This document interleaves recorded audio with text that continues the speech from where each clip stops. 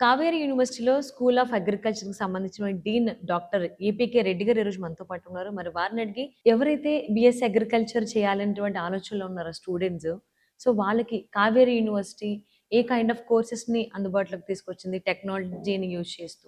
కావేరీ యూనివర్సిటీలో BSc honours agriculture ఇది ఒక 4 సంవత్సరాల కోర్స్ అండి ఇది. ఇది స్టార్ట్ చేయడం జరిగింది. ఇప్పుడు ప్రస్తుతం రెండవ సంవత్సరం జరుగుతోంది. ఈ రాబోయే సంవత్సరంలో బీఎస్సీ ఆనర్స్ అగ్రిటెక్ అనే కొత్త కోర్సును ప్రారంభిస్తున్నాము. ఇది దేశంలో ఎక్కడ కానీ ఏ యూనివర్సిటీలో కూడా లేదు.